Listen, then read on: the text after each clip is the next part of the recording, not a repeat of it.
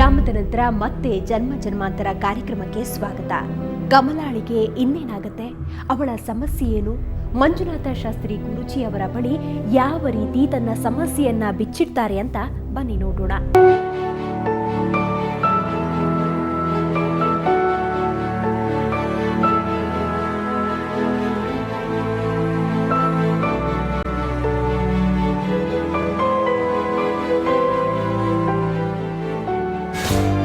ಪೂಜೆ ಪುನಸ್ಕಾರ ಅಂತ ಮಕ್ಕಳೊಂದಿಗೆ ನೆಮ್ಮದಿಯಾಗಿ ಖುಷಿಯಾಗಿದ್ದು ಕಮಲಾಳ ಕುಟುಂಬ ಕಳೆದ 5 ವರ್ಷದಿಂದ ಆನಂದವಾಗಿದ್ದ ಕುಟುಂಬಕ್ಕೆ ಕಾಡೋದಕ್ಕೆ ಶುರುವಾಗುತ್ತೆ ನೋಡಿ ಸಮಸ್ಯೆಗಳು.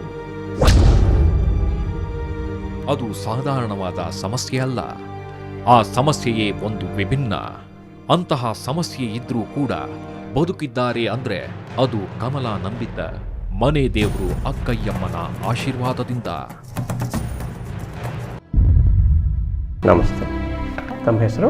ನನ್ನ ಹೆಸರು ಕಮಲಾ ಅಂತ. ಓಕೆ. ನನಗೆ ಸುಮಾರು 5 ವರ್ಷದಿಂದ ಸ್ವಲ್ಪ ಪ್ರಾಬ್ಲಮ್ ಇದೆ. ಏನು ಓದ್ಕೊಂಡಿದ್ದೀರಮ್ಮ? ನಾವು 10th ಓದಿದ್ದೀವಿ. ಓಕೆ. ನಮಗೆ ಸ್ವಲ್ಪ ಯಾರೋ ಏನೋ ಮಾಡಿದ್ದಾರೆ ಅಂತಂದರು, ಮತ್ತೇನೋ ಗಾಳಿ ಸೋಪ್ ಥರ ಇದೆ ಅಂತಂದರು. ಸುಮಾರು ಕಡೆ ಎಲ್ಲ ಓಡಾಡ್ದು, ಸ್ವಲ್ಪ ಎಲ್ಲೂ ಸಾಲನೇ ಆಗಲಿಲ್ಲ. ಸುಮಾರು ಕಡೆ ಓಡಾಡಿದ್ದೀವಿ. ಏನು ಸಮಸ್ಯೆ ಆಗ್ತಾ ಇದೆ? ನನಗೆ ಊಟ ಮಾಡಕ್ಕೆ ಹೋದ್ರೆ ಇದು ಕೈ ಎತ್ತಕ್ಕಾಗಲ್ಲ, ಸ್ವಾಧೀನ ಇಲ್ದಂಗೆ ಆಗುತ್ತೆ. ಈ ಕೈಲಿ ಊಟ ಮಾಡಕ್ಕೆ ಹೋದ್ರೂ ಇದು ಹಾಗೆ ಆಗುತ್ತೆ. ಅಂದರೆ ಊಟ ಹಾಕ್ಕೊಂಡು ಕಲಿಸ್ಕೊಂಡು ಊಟ ಮಾಡೋದಕ್ಕಾಗಲ್ಲ. ತಟ್ಟೆ ಕೈ ಇಟ್ರೇನೆ ಕೈ ಬಿದ್ದೋಗ್ಬಿಡುತ್ತೆ, 2 ಕೈನೂ. ಈಗಲೂ ಅಷ್ಟೇನೆ. ಮತ್ತೆ ಅಕಸ್ಮಾತ್ ನಮ್ಮ ಯಜಮಾನ್ರು ಏನಾರ ತಿನ್ಸಿದ್ರೆ 2 ತುತ್ತು ಮತ್ತೆ ಜ್ಞಾನ ತಪ್ಪಿ ಬಿದ್ದೋಗ್ತೀನಿ. ಇಲ್ಲೆಲ್ಲ ಫುಲ್ಲು ನೋವು ಬಂದ್ಬಿಡುತ್ತೆ. ಈ ಪ್ರಾಬ್ಲಮ್ ಅಂತೂ ಸಾಲನೇ ಆಗ್ತಾ ಇಲ್ಲ. ಮತ್ತೆ 2 ಮಕ್ಳಿದ್ದಾರೆ, ಮಕ್ಳನ್ನು ನೋಡ್ಕೊಳಕ್ಕಾಗಲ್ಲ, ಮನೆ ಕೆಲಸ ಮಾಡೋಕ್ಕಾಗಲ್ಲ, ಮತ್ತೆ ಎಲ್ಲೂ ಯಾರು ಬೇಡ ಅನ್ನೋ ಥರ ಆಗುತ್ತೆ. ಯಾವ ದೇವಸ್ಥಾನಕ್ಕೆ ಹೋಗೋಕ್ಕೂ ಆಗಲ್ಲ, ಮನೇಲಿ ಒಂದು ಪೂಜೆ ಮಾಡೋಕ್ಕೂ ಆಗಲ್ಲ. ಇದರಿಂದ ನಾನು ಹೊರಗೆ ಹೇಗೆ ಬರಬೇಕು ಅನ್ನೋದೇ ಗೊತ್ತಾಗ್ತಿಲ್ಲ. ತುಂಬ ಅನುಭವಿಸ್ತಾ ಇದ್ದೀನಿ. ಎಷ್ಟು ಕಡೆ ಹೋದ್ರೂ ನನಗೆ ಇದು ಪ್ರಾಬ್ಲಮ್ ಸಾಲ್ವ್ ಆಗಿಲ್ಲ. ಅಂದ್ರೆ ಈಗ ನಿಮಗೆ ಮೊದಲ ಸಮಸ್ಯೆ ಇರೋದು ಕೈ 2 ಬಿದ್ದು ಹೋಗ್ತಾ ಇದೆ, ಊಟ ಮಾಡ್ಲಿಕ್ಕೆ ಆಗ್ತಾ ಇಲ್ಲ. ಸೊ ಯಜಮಾನ್ ಊಟ ಮಾಡಿಸೋದ್ರು ನಿಮ್ಗೆ 2 ತುತ್ತು ಮೇಲೆ ತಿನ್ಲಿಕ್ಕೆ ಆಗಲ್ಲ, ತುಂಬಾನೇ ಹಿಂಸೆ, ನೋವಾಗುತ್ತೆ. ಇದು ಬಿಟ್ಟು ಬೇರೆ ಏನೇನಾದ್ರೂ ಸಮಸ್ಯೆ ಆಗ್ತಾ ಇದೆಯಾ? ಮತ್ತೆ ನಮ್ದು ಮನೆ ದೇವ್ರಿಗೂ ಏನೋ ಇದ್ದೆ, ಮನೆ ದೇವರ ಅಕ್ಕಯ್ಯಮ್ಮ ಅಂತಿದೆ. ಅಲ್ಲಿ ಒಂದು ಸರ್ಪ, ಅದು ನಮ್ಗೇನೋ ಮನೆ ದೇವರಾಗಿ ಕಾವಲಾಗಿತ್ತಂತೆ. ಒಬ್ಬ ಪಂಡಿತ ಏನೋ ಅದು ಹಾವಿಗೇನೋ ಬಾಯಿ ಕಟ್ಟಿ ಏನೋ ಮಾಡಿದಾರಂತೆ. ಅದು ಸುಮಾರು ನನಗೆ 3 ತಿಂಗಳು ಮೈ ಮೇಲೆ ಬಂದಿತ್ತು.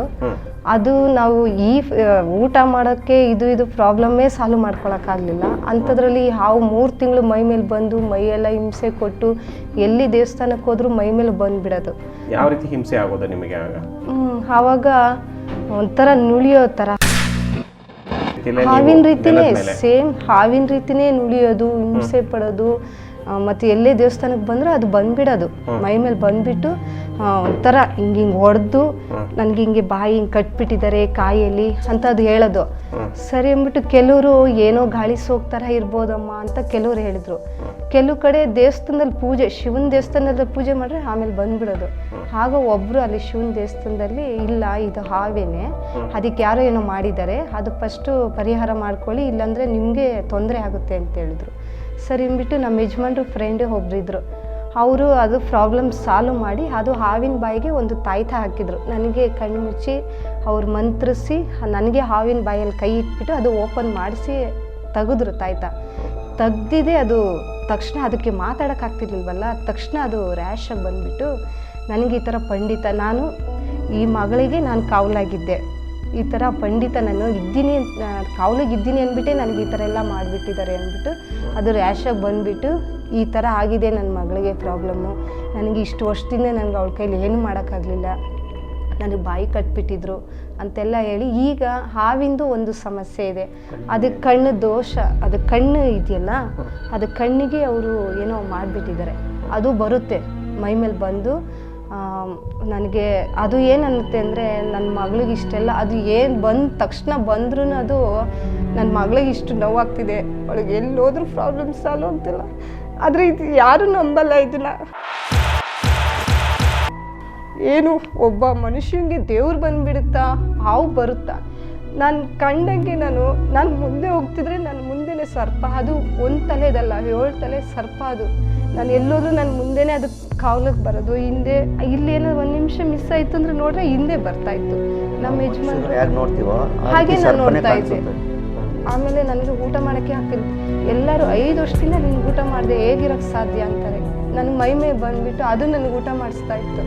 ಊಟ ಮಾಡಿಸಿ ನನಗೆ ಗೊತ್ತಾಗ್ತಿಲ್ಲ, ಇಲ್ಲಿವರೆಗೂ ತಿನ್ನಿಸ್ಬಿಟ್ಟು ಆಮೇಲೆ ನುಳ್ಕೊಳ್ಳೋ ಥರ ಆಗಿಬಿಡ್ತಿತ್ತು, ಹೊರಟೋಗ್ಬಿಡೋದು. ಅಮ್ಮ ನಂಗಿಲ್ಲ, ಅದು ಬಂದ್ಬಿಡೋದು, ನಂಗೆ ಊಟ ಮಾಡೋಕ್ಕಾಗ್ತಾ ಇಲ್ಲಮ್ಮ ಅಂದರೆ ಸಾಕು ಊಟ ಎಲ್ಲ ಮಾಡಿಸೋದು. ಈಗ ಅದಕ್ಕೂ ಕಣ್ಣಿಗೆ ಅದೇನೋ ಕಂಡಿತ್ತು ಇದೆಲ್ಲ ಪೌಡ್ರ್ ಥರ, ಅದು ಬಂದರೆ ನನಗೆ ಕಣ್ಣು ಹಿಂಸೆ ಆಗ್ತಿದೆ. ಅದು ನನ್ನ ಕಣ್ಣು ನನಗೆ ಅದು ಕೊಟ್ಟಿತ್ತಂತೆ. ನನ್ನ ಮಗಳಿಗೆ ನನ್ನ ಕಣ್ಣೊಳಗೆ ಒಂದು ಕಣ್ಣು ದೃಷ್ಟಿ ಇದೆಯಂತೆ. ನನ್ನ ಮಗಳಿಗೆ ಅಂತ ನಾನು ಆ ಕಣ್ಣು ದೃಷ್ಟಿ ಕೊಟ್ಟಿದ್ದೆ. ಆದರೆ ನನ್ನ ಮಗಳ ಕಣ್ಣು ದೃಷ್ಟಿಗೆ ನನಗೆ ಇದು ಮಾಡ್ತಾರೆ. ನನಗೆ ಆ ಕಣ್ಣು ಸರಿ ಹೋಗಬೇಕು ಅನ್ನೋದು ಅದು ಹೇಳುತ್ತೆ. ಅಂದರೆ ನಾನು ಇಷ್ಟು ವರ್ಷ ನಾನು ಊಟ ಮಾಡ್ದಿರ ಹೇಗೆ ಸಾಧ್ಯ ಅಂದರೆ ನಾನು ಅದಾವುದು ತುಂಬಾ ನನಗೆ ಹೆಲ್ಪ್ ಮಾಡಿದೆ. ಅದು ಜಾಸ್ತಿನೇ ಅಂದರೆ ನನಗೆ ಅದು ಬಂದಿದ ತಕ್ಷಣ ಒಂದು 2-3 ಅವರು ಸುಸ್ತಾಗ್ಬಿಡ್ತಿದೆ. ಅದಕ್ಕೋಸ್ಕರ ಅದು ಅನ್ನೋದು, ನಾನು ಬಂದರೆ ಪಾಪ ಅವಳು ತಡೆಯಲ್ಲ, ಆದರೂ ಏನು ಮಾಡೋಕ್ಕಾಗುತ್ತೆ, ಅವಳು ಊಟ ಮಾಡೋಕ್ಕಾಗತ್ತಲ್ಲ, ಅದಕ್ಕೋಸ್ಕರ ನಾನು ಬರ್ತಾಯಿದ್ದೀನಿ ಅಂತೇಳಿದ್ರು. ಮತ್ತು ಇವರು ಹಿಂಗೇ ಯಾರು ಪಂಡಿತ್ ಹತ್ರ ಶಂಕರ ಮಠ ಹತ್ರ ಇದ್ದಾರೆ, ಅಲ್ಲಿ ಹೋದಾಗ ಈ ಥರ ಹಾವೆಲ್ಲ ಬರುತ್ತೆ ಹಿಂಗೆಲ್ಲ ಮಾಡಿಸುತ್ತೆ ಅಂದರೆ, ಯಾಕಂದರೆ ಈ ಹುಡುಗಿ ಈಗಿರೋ ಪ್ರಾಬ್ಲಮ್ ಊಟ ಮಾಡೋಕ್ಕಾಗ್ದಿರ ಇದನ್ನು ಹೇಗೆ ತಡಿತಾಳೆ, ಅದು ಬಂದು ಹೋದರೆ ವೀಕ್ ಆಗ್ತಾಳೆ ಅಂತಂದ್ಬಿಟ್ಟು ಕಾಳಸ್ತಿಗೆ ಹೋಗ್ಬಿಟ್ಟು ನಾಗಸರ್ಪದೋಷ ಅದು ಮಾಡಿಸಿದ್ರು. ಅದು ಮಾಡಿಸಿದ್ದೇನೆ, ಅದು ಮುಂಚೆ ನನಗೆ ಹೆಲ್ಪ್ ಮಾಡೋಕ್ಕೆ ಬರೋದು. ಈಗ ಅದು ಮಾಡಿಸ್ಮೇಲಂತೂ ಅದು ಇಲ್ದಂಗೆ ಆಗ್ಬಿಡ್ತು.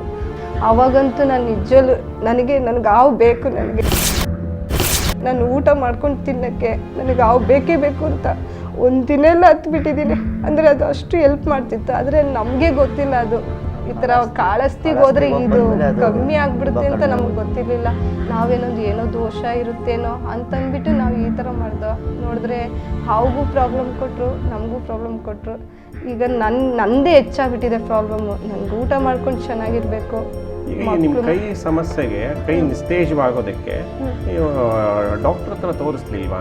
ಎಲ್ಲ ತೋರಿಸಿದ್ವಿ ಗುರುಜಿ. ಏನು ಸಮಸ್ಯೆ? ಏನು ಪ್ರಾಬ್ಲಮ್ ಇಲ್ಲ ಅಂತ ಹೇಳಿದ್ರು. ಮತ್ತು ಹೊಟ್ಟೆ ಎಲ್ಲ ಒಂದೊಂದ್ಸರಿ ನೋವು ಬರ್ತಿತ್ತು. ಸ್ಕ್ಯಾನ್ ಎಲ್ಲ ಮಾಡಿಸಿದ್ದೀವಿ, ಏನು ಇಲ್ಲಮ್ಮ, ಎಲ್ಲ ನಾರ್ಮಲ್ ಇದೆ, ಏನು ಪ್ರಾಬ್ಲಮ್ ಇಲ್ಲ ಅಂತೆಲ್ಲ ಹೇಳಿದ್ರು. ಪ್ರತಿಯೊಂದು ಚೆಕಪ್ ಮಾಡಿಸಿದ್ದೀವಿ, ಏನಿಲ್ಲ. ವೀಕ್ ಇದ್ದೀರಾ ಅಷ್ಟೇ ಗುರುಜಿ. ಹಾಸ್ಪಿಟ್ಲಲ್ಲಿ ಎಲ್ಲ ಥರ ಚೆಕಪ್ ಮಾಡಿಸಿ ಮೆಡಿಷನು ವೀಕ್ ಇದ್ದಾರೆ, ಅದಕ್ಕೋಸ್ಕರ ಈ ಥರನೂ ಆಗ್ಬೋದು ಅಂದರು. ಹೌದೇನೋ ಅಂದ್ಬಿಟ್ಟು 1,000 ರೂಪಾಯಿ ಅಷ್ಟು ಮೆಡಿಷನ್ ಬರೆಸಿದ್ರು ಗುರುಜಿ. ತಗೊಂಬಂದು ಇಲ್ಲಿ ಇಟ್ಬಿಟ್ಟು ಟೇಬಲ್ ಮೇಲೆ ಆ ಟಾಬ್ಲೆಟ್ ಮುಟ್ಟಿದ್ರೆ ಕೈ ಬಿದ್ದೋಗುತ್ತೆ ಗುರುಜಿ. ಟಾಬ್ಲೆಟ್ ನುಂಗಕ್ಕೂ ಆಗಲ್ಲ, ಮುಟ್ಟಿದ್ರೇ ಕೈ ಬಿದ್ದೋಗ್ಬಿಡುತ್ತೆ. ಆ ಥರ ಆಗ್ತಿದೆ. ಅಂದರೆ ಸುಮಾರು 5 ವರ್ಷದಿಂದ ಅಂತೂ ನಿಜದ ಯಾರಿಗೂ ಬೇಡ ಗುರುಜಿ, ಅಷ್ಟು ನೋವು ಅನುಭವಿಸ್ತಾ ಇದ್ದೀನಿ. ನನ್ನ ಕೈಲಿ ಆಗ್ತಾನೆ ಇಲ್ಲ ಗುರುಜಿ. ಈಗ ಇವರೆಲ್ಲ ಇಷ್ಟು ಹೇಳ್ತಾ ಇದ್ದಾರಲ್ಲ, ಈಗ ನಿಮ್ಮ ಪ್ರಯತ್ನ ಏನೇನು ಮಾಡಿದ್ದೀರಾ ಇದಕ್ಕೆ? ಒಬ್ಬರು ಪಂಡಿತರು ನಮ್ಮ ಹಳಬ್ರವರು ಅಲ್ಲಿ ಹೋಗಿ ತೋರ್ಸೋಕ್ಕೆ ಅಂತ ಕರ್ಕೊಂಡ್ರೆ, ಅಲ್ಲಿ ಯಾವುದೋ ಒಂದು ಆತ್ಮ ಇದೆ ಅಂತ ಹೇಳ್ಬಿಟ್ಟು ಅವರು ಇದು ಮಾಡಿದ್ರು.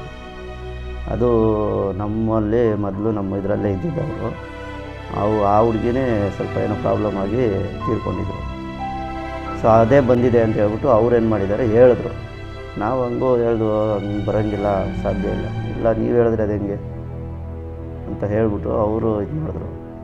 ಸರಿ, ಅದಾದಮೇಲೆ ಆಯಿತು, ಎಷ್ಟನೇ ಖರ್ಚಾಗಲಿ ಅದನ್ನು ಸ್ವಲ್ಪ ನಮ್ಗೆ ಕ್ಲಿಯರ್ ಮಾಡಿಕೊಡಿ, ಏನು ತೊಂದರೆ ಇಲ್ಲದಂಗೆ. ಸರಿ ಮಾಡ್ತೀನಿ ಅಂತ ಹೇಳ್ಬಿಟ್ಟು ಅವರು ಸ್ವಲ್ಪ ದುಡ್ಡು ಎಲ್ಲ ಇದು ಮಾಡಿದ್ರು. ಆದ್ರೂ ಅವರು ಸುಮಾರು ಒಂದು 2 ಸರಿ ಪೂಜೆ ಎಲ್ಲ ಏನೇನೋ ಮಾಡಿದ್ರು, ಮಂಡಲ ಹಾಕಿ ಎಲ್ಲ ಮಾಡಿದ್ರು. ಮತ್ತು ಎಲ್ಲೋ ಬೇರೆ ಕಡೆ ನನ್ನ ಕರ್ಕೊಂಡು ಹೋಗಲಿಲ್ಲ, ನೀವು ಬರ್ಕೊಡ್ದು ಅಂತ ಹೇಳ್ಬಿಟ್ಟು ಇವರೊಬ್ಬರನ್ನೇ ಕರ್ಕೊಂಡು ಹೋಗಕ್ಕೆ ಹೋದರು. ನಾನೇನು ಮಾಡಿದೆ, ನಮ್ಮ ಹುಡುಗರನ್ನ ಕಳಿಸಿದ್ದೆ, ಒಂದು ಹುಡುಗಿನ ಜೊತೆಯಲ್ಲಿ ಹುಷಾರು ಅಂತೇಳಿ. ಅಲ್ಲಿ ಏನೇನೋ ಮಾಡಿದ್ರಂತೆ. ಅಲ್ಲಿ ಮತ್ತೆ ಬಂದರು, ಮತ್ತೆ ಸಮಸ್ಯೆ ಸಾಲ್ವ್ ಆಗಲಿಲ್ಲ. ಅದಾದಮೇಲೆ ನಾವು ಉಕ್ಕಡಗಾತ್ರಿಗೆ ಹೋಗಿದ್ವು, ಅಜಯ್ ದೇವಸ್ಥಾನಕ್ಕೆ. ಮತ್ತು ಅದಾದಮೇಲೆ ಶೋಲಿಂಗರು ಶ್ರೀಧರ್ ಸ್ವಾಮಿ ಮಠ, ಸಾಗರ ಹತ್ರ ಒಂದು ಶನಿವಾರ ದೇವಸ್ಥಾನ ಇದೆ, ಅಲ್ಲಿ ಹೋಗಿದ್ವು. ಮತ್ತು ಅದು ಸಾಲದು ಅಂತ ಸುಮಾರು ಜನ ಪಂಡಿತರುಗಳನ್ನ ನಾವು ನೋಡಿದ್ದೀವಿ. ಅವರು ಅದೇ ಎಲ್ಲ ಮಾಡೋರು. ಒಂದು 15 ದಿವಸ, ಒಂದು ತಿಂಗಳು ಸರಿ ಹೋಗೋದು, ಮತ್ತೆ ಅದೇ ಥರ. ಎಲ್ಲ ಮಂತ್ರವಾದಿ ಹತ್ರ ಹೋಗಿ ಬಂದ್ರೂ ಎಲ್ಲೂ ಕಮಲಾಳಿಗೆ ಶಾಶ್ವತ ಪರಿಹಾರ ಅನ್ನೋದು ಸಿಗಲೇ ಇಲ್ಲ. ಯಾಕಂದ್ರೆ ಇದು ಸಾಮಾನ್ಯರ ಕೈಯಲ್ಲಿ ಪರಿಹರಿಸುವಂತ ಸಮಸ್ಯೆ ಅಲ್ಲ ನೋಡಿ. ನಮಗೆ ಚೆನ್ನಾಗಿದ್ದಿದ್ದು ಅಂತಂದರೆ ಶೋಲಿಂಗರ್ಗೆ ಹೋಗಿ ಬಂದು ಒಂದು 3 ತಿಂಗಳು ಯಾವುದೇ ಪ್ರಾಬ್ಲಮ್ ಇಲ್ದಿರ ಮತ್ತೆ ಒಂಥರ ಹೊಸ ಮನುಷ್ಯರ ಥರ ಆಗ್ಬಿಟ್ಟಿದ್ವಿ ನಾವು. ಮತ್ತೆ ಮತ್ತೆ ಮತ್ತೆ ಮತ್ತೆ ಮತ್ತೆ ಅದು ಜಾಸ್ತಿ ಆಗೋದು. ಅಮಾವಾಸ್ಯೆ ಪೌರ್ಣಮಿ ಡೇಟ್ ಟೈಮಲ್ಲಂತೂ ಸಖತ್ತು ಫುಲ್ಲು ಎಣ ಆಗ್ಬಿಡ್ತೀನಿ ನಾನು. ಅಬ್ಬಬ್ಬಾ, ಕಮಲಾಳ ಸಮಸ್ಯೆಯನ್ನ ನೋಡ್ತಾ ಇದ್ರೆ ನಮ್ಮ ಕರುಣೆ ಕಿತ್ತು ಬಂದಂತಾಗತ್ತೆ. ಇಂತಹ ನೋವು ಅನುಭವಿಸ್ತಾ ಇರೋ ಕಮಲಾಳ ಸ್ಥಿತಿ ಹೇಗಿತ್ತು ಅನ್ನೋದನ್ನ ನೋಡೋಣ ಒಂದು ವಿರಾಮದ ನಂತರ.